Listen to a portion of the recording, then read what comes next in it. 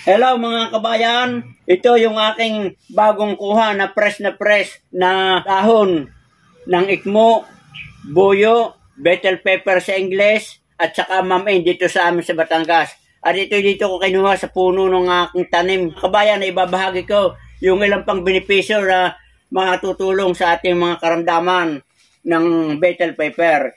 Ito mga kabayan, dahon ng ikmo ay pwede nating gawing tsaa, ating ilaga at pakuluan 3 hanggang 5 minuto. At uminom tayo ng 2 beses sa maghapon ng isang tasa na ating tsaa. At ito ay nakakatulong upang mapababa natin ang ating kolesterol.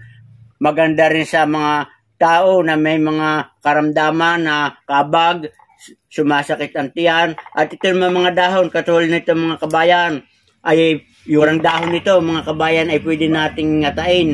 At pag ating nangata, yung katas nito pwede nating lungukin. At ito ay nakakatulong din sa ating mga iba't ibang karamdaman. Sa singaw naman, ang gagawin natin dito sa murang dahon nito ay ating didikdikin sa alumires o ating palalabasin yung katas at pwede nating ipahid sa bahagi na apektado. Kung tayo naman ay may buni, rashes, alipunga o yung mga natawag natin ng mga kurikong, pwede natin dikdikin. Pag nadidik natin ng pinong-pino yung katas na nito, ng dahon ng bell pepper, ay pwede natin itapal sa apektadong sugat. At ito 2 beses natin maghapon na ating gagawin.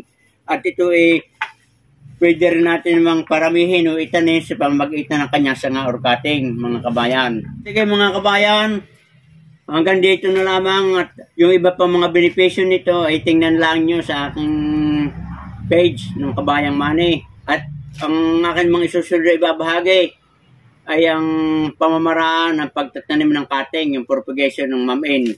Good luck and good health, at sana ay nagustuhan ninyo at meron kayong natutunan sa binahagi ko tungkol sa bell pepper.